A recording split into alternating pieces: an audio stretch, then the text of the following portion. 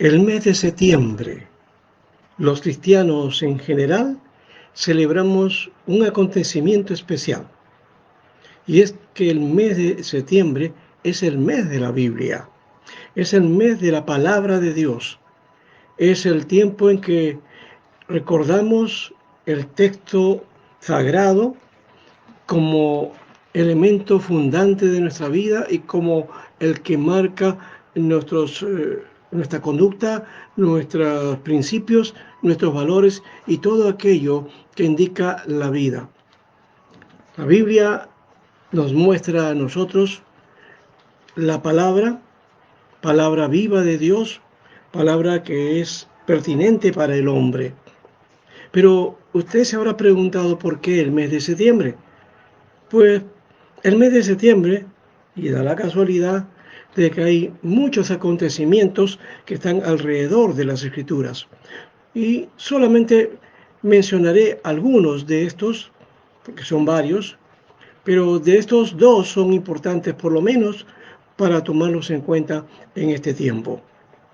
Y es que el 28 de septiembre de 1569 se publicó la primera versión en castellano de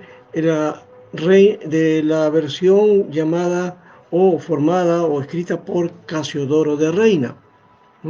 Es decir, esta versión que ustedes están viendo aquí al costado, ¿eh? Y que conocemos como la Biblia del Oso. Esta es la Biblia y la versión que fue hecha en 1569.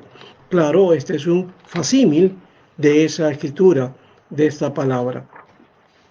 Y esto fue presentado pues en Basilea en 1569 en el mes de septiembre. Pero también el 30 de septiembre,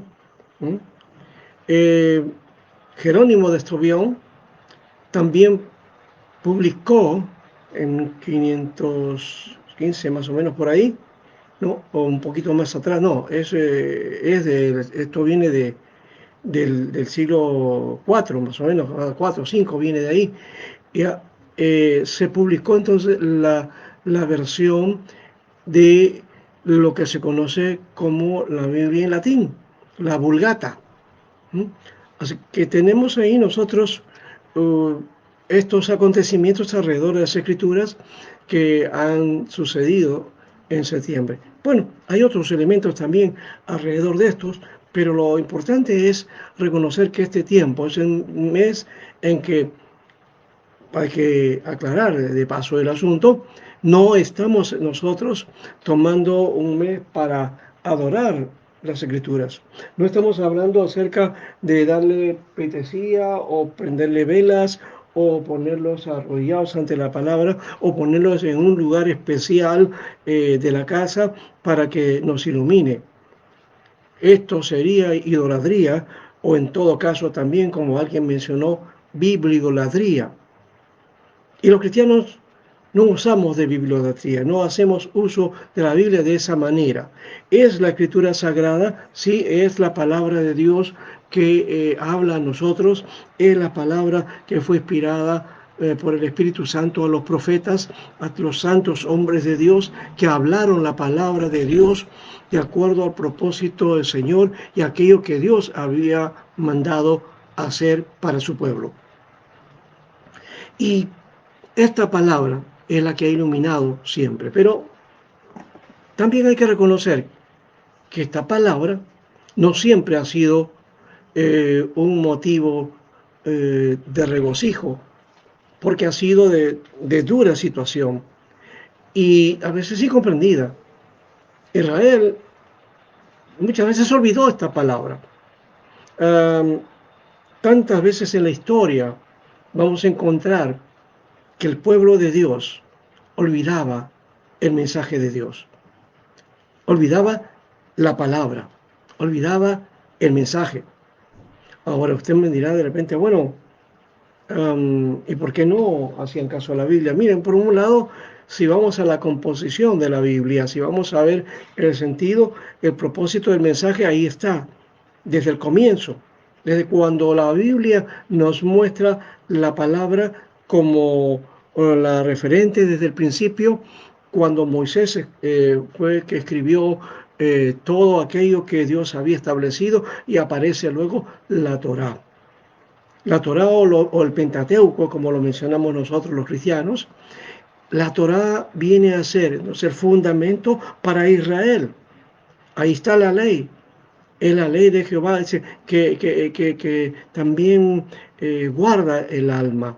Es la ley, es la Torá de Dios, es la instrucción de Dios para su pueblo.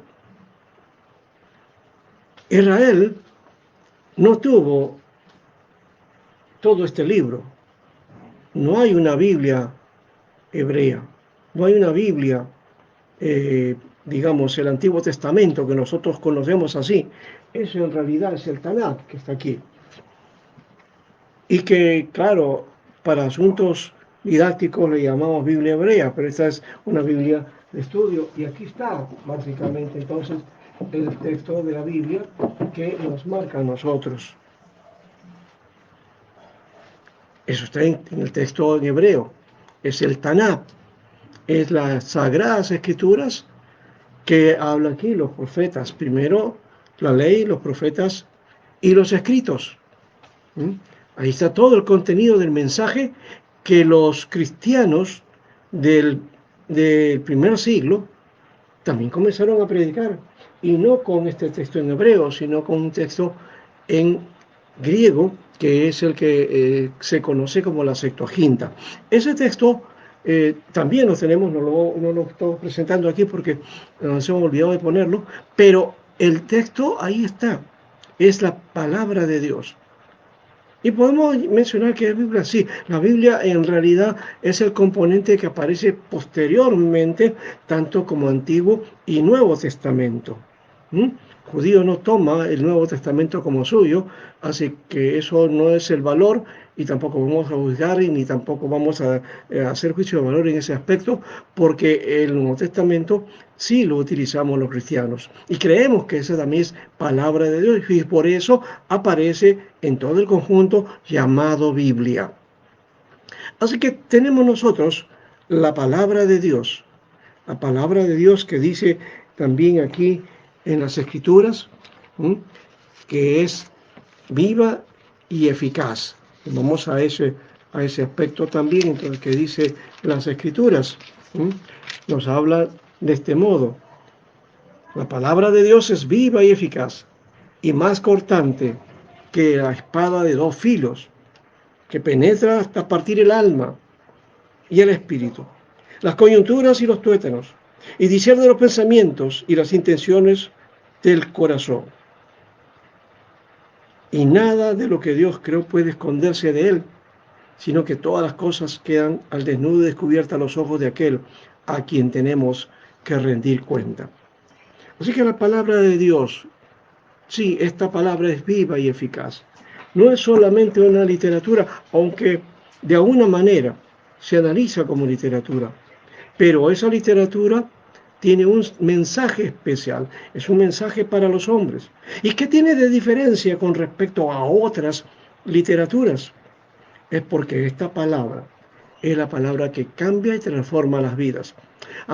Usted también me dirá, de seguro, de que hay otros documentos y hay otros escritos que impactan. Sí, hay muchos libros que impactan la vida de los hombres, pero hablan a su vida, a su corazón en un momento determinado. Y quizás, sí, de alguna manera lo llevan a ciertos cambios, pero a un cambio radical, a un cambio de 180 grados, a un nuevo nacimiento, a una forma nueva de vida. Solamente las Escrituras nos lo muestran a través del mensaje de Dios que envió a su Hijo, al Mesías, para que esté en medio de nosotros. Y estando en medio de nosotros, la palabra de Dios, hecha carne, nos dio el mensaje del reino de Dios. Y ese reino de Dios implica también los principios del Evangelio. El Evangelio es el reino de Dios, el Evangelio eterno, que habla de amor, que habla de bondad, que habla de fidelidad, que habla de derecho, que habla de justicia, que habla de rectitud, que habla de integridad. palabras muy hermosas, quizás principios que podemos exaltar, pero que son palabras vacías si nosotros no tomamos en cuenta estos principios. Y somos nosotros los cristianos los primeros que tenemos que asumir ese reto también. ¿Por qué? Porque muchas veces como cristianos no hacemos o no mostramos ese cambio y esa transformación que Dios quiere hacer a nuestras vidas. El apóstol Pablo ya estaba mencionando en algún momento en Gálatas, hijitos míos, por los cuales sufro dolores de parto hasta que Cristo sea engendrado en vosotros. Cristo tiene que nacer en la vida de los hombres. Cristo tiene que formarse en la vida de los hombres. Cristo tiene que tomar forma y vida en nosotros. Es el hombre de Dios. Es el hombre de Dios el que tiene que forjar esa vida. Pero, ¿cómo se hace un hombre de Dios? Cuando uno reconoce su condición de pecado, su condición de apartado de Dios, alejado de las estructuras y de los principios de Dios. De esa manera, nosotros encontramos ahora el camino exacto por medio de la cruz en Jesucristo. Y por eso en Él podemos ser ahora hijos de Dios. Y en Él podemos nacer de nuevo. Y en Él ser una nueva creación, como dijo el apóstol también, de modo que si alguno está en Cristo, nueva creación es. Las cosas viejas pasaron, todo es hecho nuevo. Y esto es por medio de la palabra, porque dice que la fe viene por el oír y el oír la palabra de Dios. Así que la salvación de Dios, el propósito de Dios, viene por la palabra que nos lleva a la fe, que nos lleva a convicción de fe, a confianza en Dios, a saber que Él es el que está haciendo la obra para nosotros y que la hizo por medio de Jesucristo y que ya está hecho todo, ya está consumado, ya no hay necesidad de hacer nada más, ningún esfuerzo humano. Dios lo hizo todo. Lo único que hace el hombre es volver a Dios, acercarse a Él, a tener el encuentro con Dios. Ven al encuentro de tu Dios, dice la palabra. Así que aquí necesitamos asumir este reto, asumir ese aspecto que es necesario porque la Biblia nos muestra el camino correcto para el hombre. El hombre sin Dios simplemente va a sentirse agobiado, va a sentirse sin propósito, sin éxito. Y todo lo que consiga, todo lo que pueda hacer, no le satisface. Aún los cristianos también. Muchas veces también se viven vidas insatisfechas. ¿Y por qué? Porque no estamos en el camino correcto de la palabra de Dios. Necesitamos entonces esta palabra y por eso dice aquí el texto de las Sagradas Escrituras que esta palabra es viva y eficaz y más cortante que espada de dos filos y que penetra hasta partir del alma y el espíritu y la coyuntura de los tuétanos, discierne los pensamientos, las intenciones del corazón. Todo está dispuesto para que la palabra nos muestre nuestra condición como seres humanos. No hay nada que esté oculto a Dios. Él lo sabe y por su palabra es revelada, es dada a conocer. La Biblia entonces muestra, es como una radiografía que muestra la condición en que está nuestro cuerpo. Así dice, así está la palabra. Luego también nos dice, en este otro caso, Pablo, que toda la escritura es inspirada por Dios y útil para enseñar, para redarguir, para corregir, para instruir en justicia, a fin de que el hombre de Dios sea perfecto, enteramente preparado para toda buena obra. Toda escritura es inspirada por Dios. Una palabra que el apóstol nos dio en el tiempo en que estaba solamente este texto que está aquí.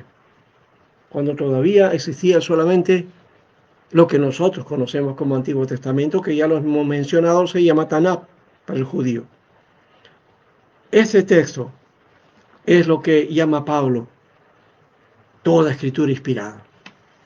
Es la escritura inspirada por Dios y es la palabra que los profetas anunciaron a su pueblo y a todo hombre, porque este mensaje no solamente era para Israel. Israel tenía que ser el motor, instrumento de Dios para iluminar a todos los pueblos y a todas las naciones. Ellos tuvieron que darnos la palabra y por lo menos nos dieron esto. Y aquí Pablo dice que esa palabra es viva y eficaz. Pero también el hecho, porque no había todavía Nuevo Testamento en el tiempo de Pablo, el Nuevo Testamento es posterior, ¿no? Y aparece ya construido por el siglo IV más o menos, 3, 4, ya, y se añade, como dijimos, ya todo el conjunto y ahora lo conocemos como Biblia. Pero ese Nuevo Testamento también es reconocido como palabra de Dios. Es como palabra también inspirada del Santo Dios. Así que podemos añadir también a este pensamiento, porque Pablo cuando hablaba palabra de Dios. Y cuando hablaba también hacía uso de las escrituras. Por eso a él muy anciano siempre le dijo a Timoteo, por favor, mándame los libros, mándame los rollos. Los rollos eran la forma en que tenían los libros antiguos. Los manuscritos, los escritos, los necesito. ¿Mm? Estaba él reclamando entonces estos libros, esta palabra. ¿Por qué? Porque era la palabra que lo iluminaba. Y es seguro que él lo tenía también en su mente y en su corazón. Pero ¿para qué él escribe esto de que es inspirada y que es útil? Sí, es de Dios y es útil. Algunos hoy día mencionan que no, Dios no cuenta, lo religioso ya no sirve, ya estamos viviendo en otro tiempo, pero recuerden, el hombre todavía, en su debilidad, en su limitación, en su finitud, no se da cuenta de que necesita del poderoso, de aquel alto y sublime, que también está atendiendo a su necesidad.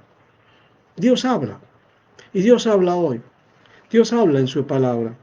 Dios está aquí, dice entonces, por medio de su palabra, ¿no? Que es útil para enseñar, es para instruir. La palabra de Dios, las escrituras tienen ese sentido.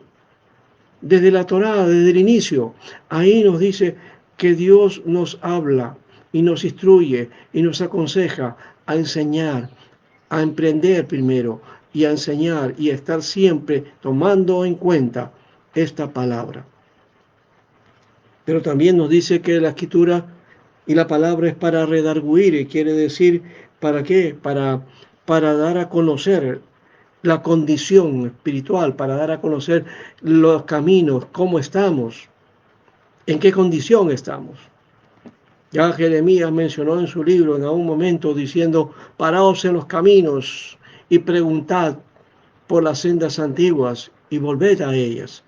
¿Y cuáles son las sendas antiguas? No estamos hablando de cosas añejas, viejas, no, sino de aquellas cosas que son vigentes, pero que el hombre los pone como cosas ya en desuso. Sí, hay muchas cosas que parece que están ahora en desuso.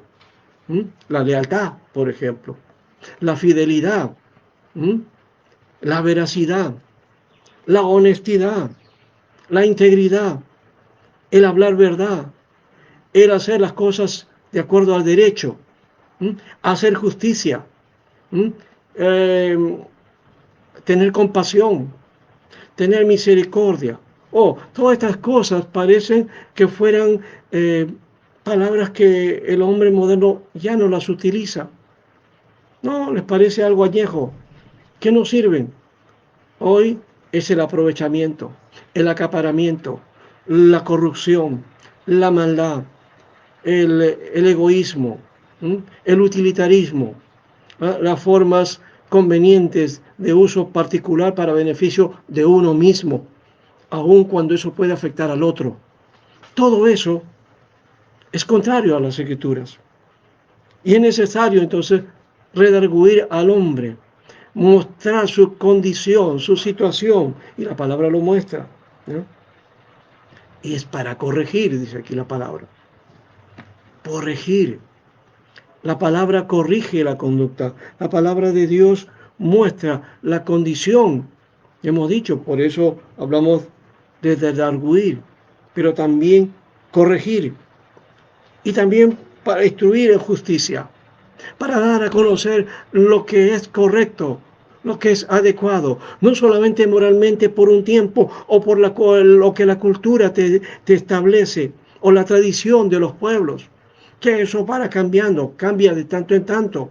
Las tradiciones cambian, el hombre varía, las formas de hacer las cosas varían, pero los principios no deben variar. La vida no debe variar. ¿Mm? Y la vida, de paso, que viene de Dios. Dice que todo esto es ¿para qué? Tiene una finalidad. La finalidad es que el hombre de Dios sea perfecto. La finalidad de las Escrituras nos muestra de que el hombre de Dios, que todo aquel que viene a Dios, que todo aquel que se encamina bajo los principios de Dios, ¿eh? Sea entonces o llegue a ser perfecto. Pero, esto parece que es una meta bastante inalcanzable, porque la Biblia habla de perfección. ¿Cómo es posible que el hombre sea perfecto cuando nosotros somos imperfectos? Hemos dicho que el hombre es finito, es decir, limitado. ¿Mm? Y todos los hombres somos imperfectos, ¿Mm? Tanto hombres como mujeres. ¿No? No hay perfección en el hombre. ¿No? Hay cosas buenas y también tienen cosas malas. Y a veces tenemos más malas que buenas y viceversa. Pero lo cierto es que aquí encontramos la palabra perfecto. En realidad esa palabra se debe traducir como madurez. Madurez. A fin de que el hombre de Dios llegue a una estatura madura. Es decir, a formarse en un estado adecuado, ¿no? Que en Efesios nos muestra también el apóstol cuando habla de que nosotros debemos ser formados a la estatura y la plenitud del varón perfecto que es Jesucristo. Así que de esa perfección está hablando, de esa madurez en Cristo, de cómo Jesús se mostró en nosotros en el camino, en Galilea, en Nazaret, en los lugares donde Él estuvo predicando y anunciando el reino de Dios, y cuál fue su conducta y cuáles fueron sus hechos. Dice que esto de que el hombre de Dios sea maduro, que llegue a esa condición, a la estatura de la plenitud de Cristo, ¿es para qué? Para que esté entrenado y preparado, enteramente preparado para toda buena obra. Es para toda buena obra. Y aquí quizás hay unas ciertas y leves diferencias de cosas. En el lado de la Iglesia Católica mucho se habla de las buenas obras para salvación o para tomar el cielo. Y entonces está el creyente preocupado por eso, para hacer buenas obras, para ganarse el cielo. Y la Biblia nos muestra que ese no es el camino, no es la forma. Es por medio de la fe en Jesucristo que accedemos a la salvación. Ahora, pero también hay que tomar en cuenta otro lado. Mucho de la tradición evangélica nos muestra también una falla. Que el creyente cree que porque la fe o la salvación es por medio de la fe y no por ninguna otra cosa, es la gracia de Dios impuesta y uno cree, entonces no hay necesidad de hacer obras, también a la hora de entrar al camino del Señor, cree que tampoco hay que hacer obras. Y entonces hay una vagancia en cuanto a eso. La Biblia nos muestra más bien otra cosa, que estamos nosotros formados por Dios para ser enteramente preparados para toda buena obra. Así que el camino del creyente es andar en buenas obras. estar haciendo obras, no solamente obras de bien, sino por satisfacción propia o por sentirse bien, uno, no tiene nada que ver con eso. Es porque es natural en el creyente hacer buenas obras, el ayudar al prójimo, el compartir con el prójimo en su necesidad, en la sensibilidad de ver al otro y al que sufre y al que necesita algo. Por eso dice, amados míos, dice, siempre que han obedecido, no solo en mi presencia y más ahora en mi ausencia, ocúpense en su salvación con temor y temblor. Cuando habla Pablo de esto, que ocúpense en su salvación, no está hablando aquí de que vayan a perderla, sino está hablando de que hagan obras, caminen de acuerdo al propósito de Dios, de acuerdo al hombre nuevo. Esto es lo que nos indica aquí la palabra de Dios. Por eso dice la escritura aquí también, en Efesios capítulo 2, a ustedes dice, Él les dio vida cuando aún estaban muertos en sus delitos y pecados, los cuales en otro tiempo practicaron, pero vivían de acuerdo a la corriente de este mundo, y en conformidad con el príncipe del poder del aire, que es el espíritu que ahora opera en los hijos de desobediencia. Entre ellos todos nosotros también vivimos en otro tiempo, siguiendo los deseos de nuestra naturaleza humana, y hacíamos lo que nuestra naturaleza y nuestros pensamientos nos llevaban a hacer. Y éramos por naturaleza objetos de ira, como los demás. Pero Dios, cuya misericordia es abundante, por el gran amor con que nos amó, nos dio vida junto con Cristo. Y aun cuando estábamos muertos en nuestros pecados, por gracia, ¿no? Somos salvos. Él nos resucitó y asimismo nos sentó al lado de Cristo Jesús en lugares celestiales, para mostrar en los tiempos venideros las abundantes riquezas de su gracia y su bondad para con nosotros en Cristo Jesús. ¡Qué hermoso! Dios entonces mostrándonos aquí que la salvación es por la gracia, pero también mostrándonos el camino y cómo es el lugar y la forma en que debe cada creyente ser puesto. Y dentro de esto también mostrar la condición en que debemos prestarnos para el Señor, ¿no? Dice, siguiendo el texto, ¿no? Ciertamente la gracia de Dios nos ha salvado por medio de la fe. Y esto no es de vosotros, sino es un don de Dios. No, tampoco es resultado de las obras, para que nadie se gloríe. Mas somos nosotros hechura suya. Hemos sido creados en Cristo Jesús para realizar buenas obras, las cuales Dios preparó de antemano para que vivamos de acuerdo con ellas. Así que una de las cosas importantes que tiene el creyente, la persona que ha asumido y ha comenzado el camino en Cristo y ahora vive bajo los principios del Evangelio, es que tiene que vivir de acuerdo a las obras que Dios ha preparado de antemano. Es decir, ¿qué cosa debo hacer para Dios?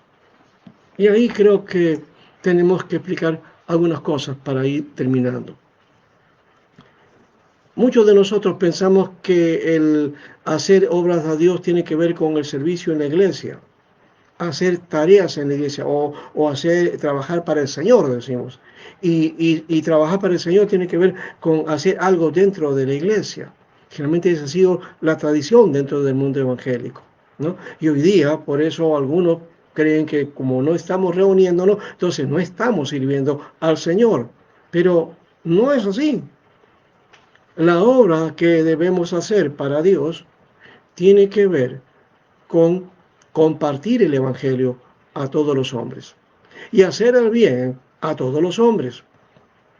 Esto nos lo muestran las Escrituras de ese modo. Es que necesitamos caminar de acuerdo a eso. Ahí está la parábola del buen samaritano, por ejemplo. o cómo el Señor hacía sanidades y milagros y prodigios a gente que era despreciada o que necesitaba de algo, pero que los hombres no hacían caso o no tomaban en cuenta. Dios, por medio de Jesucristo, entonces venía y hacía milagros, sanidades y atendía a los necesitados. A todo aquel que tenía necesidad, el Señor lo atendió. Y ese es el camino que debemos realizar todos los que seguimos a Jesucristo. Hacer la obra de bien. En Mateo 24 también nos menciona esto, el 25, nos habla acerca de ese hecho, y voy a asumirlo por este lado, para que tomemos nosotros aquí esta palabra. Nos dice aquí la palabra de Dios que en el capítulo 25 de Mateo, ¿no dice? ¿No? Entonces él apartará a los unos de los otros como parte el pastor a las ovejas de los cabritos, y pondrá las ovejas a su derecha y los cabritos a su izquierda. Y entonces el rey dirá a los de su derecha: vengan benditos de mi Padre, y hereden el reino preparado para ustedes desde la fundación del mundo, porque tuve hambre y me dieron de beber, tuve hambre y me hice de comer, tuve sed y me dieron de beber, fui forastero y me recibieron, estuve desnudo y me cubrieron, estuve enfermo y me visitaron, estuve en la cárcel y me vinieron a visitar. Entonces los justos preguntarán: Señor, ¿cuándo te dimos con hambre y te dimos de comer, o con sed y te dimos de beber? ¿Y cuándo te dimos forastero y te recibimos, o desnudos y te cubrimos? ¿Y cuándo te dimos enfermo o en la cárcel y te visitamos? Y el rey les responderá: de cierto les digo que todo lo que hicieron por uno de mis hermanos más pequeños, por mí lo hicieron. Así que aquí está la palabra de Dios mostrando esa necesidad de dar a conocer el mensaje de Dios de una manera práctica. Por otro lado, también algunos pensando, o como este fariseo que decía: Señor, yo ayuno 3 veces a la semana, doy diezmo y mis ofrendas, y cumplo con esto y cumplo con aquello. Señor, gracias porque tú me has hecho bueno. Y el publicano que estaba ahí: y no me has hecho como este publicano pecador, decía. ¿Y qué hacía ese publicano ahí, arrodillado, tirado en el suelo, muy ahí en silencio? A su corazón él decía: Señor, escucha mi oración y escúchame porque yo soy pecador, Señor. Reconozco mi pecado. Dice que Jesús mostró esto como conclusión. Que ¿quién fue el que fue justificado? No fue el fariseo, que se estaba ufanando de sus propias obras, sino que fue el publicano, aquel hombre que estaba reconociendo su condición de pecador. Así que cuando estamos hablando de hacer buenas obras, no estamos diciendo que nosotros hagamos pues fanfarria para dar a conocer lo que estamos haciendo. No, las obras para Dios se hacen en silencio. Pero hay un comportamiento cristiano que hay que hacerlo, que nos impele como cristianos, como nuevas criaturas, a hacer aquello que Jesús hizo, a actuar como Jesús actuó. De ese modo es el camino en que debemos andar. Bien, y para esto está justamente la palabra, porque todo lo que hemos mencionado y mucho más de lo que es la vida cristiana está aquí en las Escrituras, aquí en la Biblia, en esta palabra que hemos dicho es la palabra que se celebró en el mes de septiembre como mes de la Biblia. ¿Y por qué hablamos ahora en octubre de esto? Porque todavía continúa. ¿Por qué? Porque es en el mes de octubre de hace unos siglos atrás, ¿no? Es la iglesia también en su momento que había descuidado, o por lo menos había cerrado el mensaje de estas escrituras solamente a un grupo especial, que ellas eran los que tenían que impartir de acuerdo a lo que la iglesia determinaba para que el pueblo escuchara, pero no tenían directo contacto con las escrituras. Así que hubo un movimiento en Europa muy fuerte para que las escrituras comiencen a ser leídas y escuchadas y tratadas por la gente en todo sentido. Y ese movimiento triunfó. Y luego la Biblia comenzó a abrirse de nuevo, porque la Biblia estaba cerrada. Curioso, un mensaje de Dios, de una iglesia cristiana en su tiempo, había cerrado el mensaje de Dios y había sustituido este mensaje simplemente por determinación de lo que las autoridades determinaban qué es lo que debían creer la gente. Aquí entonces lo que ocurrió en la Reforma nos devolvió a nosotros la Biblia abierta, la Biblia para que se pueda dar a conocer a todos los hombres y todos lo puedan leer. Y no solamente leer porque eran también en latín, sino que también podían traducirse a su propio idioma para que el mensaje de Dios se escuchara también de acuerdo a aquello que era el momento preciso. Así que las escrituras nos muestran aquí algo importante, que estas escrituras están abiertas ahora y necesitamos abrirlas también. Ya con esto terminamos. En este tiempo como que se está sustituyendo esta palabra por otro tipo de palabras, por otros mensajes por ahí, mensajes muy acaramelados, una cosa muy preciosa aparentemente, ya, y que se dice que Dios habló, que dijo Dios, o tal cosa, pero sin base en esta palabra. Es decir, estamos volviendo al tiempo ese, cuando la palabra estaba cerrada. Y se vendrán tiempos en que los hombres tendrán comezón de oír y no podrán escuchar palabra. Y creo que estamos llegando a ese tiempo en que es muy difícil encontrar palabra de Dios. Necesitamos volver entonces a las escrituras de nuevo. No voy a hacer que por eso estemos fallando como iglesia.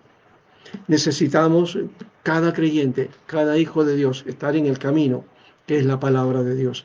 Y volver a esto que es en este tiempo, en vez de la reforma, también a ese principio de la iglesia reformándose cada día, la iglesia cada día renovándose. ¿Pero por medio de qué? Por medio de la palabra. Así que hermanos, amigos, Dios les bendiga. Dios sea aquel que les dé entonces esta palabra y esto quede en sus corazones. Escudriñe su palabra. Lea la palabra de Dios. Lea porque la palabra de Dios la necesitamos todos. Ahí está la fuente. Nos dice que la palabra de Dios es lumbrera en nuestro camino. Es la palabra de Dios, la que nos guía, es la que nos ilumina, es la que nos da propósito. Y ahí encontramos el verdadero sentido para caminar en la vida. Amén. Oremos ahora. Padre amado, te damos las gracias por este tiempo y por tu palabra, porque esta palabra, Señor, está aquí dispuesta y la tenemos en diferentes versiones ahora. No escapa hoy día a poder encontrar las escrituras y poder tenerlas, leerlas, escucharlas y también, Señor, estudiarlas. Esperamos, Señor, ponerla más bien en práctica, poner por obra cada cosa que tú nos indicas y que como cristianos demos fruto, porque eso es lo que dice tu palabra, ¿no? Que necesitamos dar fruto y fruto en abundancia, Señor. Gracias por todo. Terminamos este tiempo en el nombre de Jesús. Amén.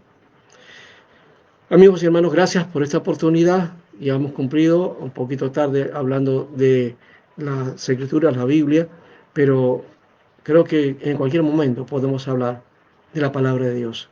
No solamente el mes de septiembre, no solamente es octubre, todos los días. Creo que debemos anunciar la palabra de Dios. Solo finalmente quiero mencionar esto que dice también en Deuteronomio, ¿no? Nos habla también de algo que es muy especial, ¿ya? Y que tiene que ver con esto que el judío le llama el Shema, ¿no? Es decir, oye, ¿no? Es la confesión del judío que tiene que ver con la palabra. Después de eso, o vamos a leerlo también, dice, ¿no? 6:4, dice, oye Israel, el Señor nuestro Dios, el Señor uno es, y amarás al Señor tu Dios con todo tu corazón y con toda tu alma y con todas tus fuerzas. Y estas palabras que hoy te mando, cumplir, estarán en tu corazón, y las repetirás a tus hijos, y hablarás de ellas cuando estés en tu casa, y cuando vayas por el camino, y cuando te acuestes, y cuando te levantas. Las atarás en tu mano como una señal y las pondrás entre tus ojos como frontales. Y las escribirás en los postes de tu casa y en las puertas. ¿Mm? Está hablando entonces de qué? De que tomar en cuenta la palabra de Dios en todo momento. Y que esté en nuestra vida, en toda instancia. No está literalmente diciendo que hay que cumplir exactamente con como lo dice ahí. No, está hablando de tomar y que sea la palabra rectora de nuestra vida, presente en todo momento y en todo tiempo. Amén. Porque es palabra viva y eficaz. Amén. Dios le bendiga. Hasta pronto.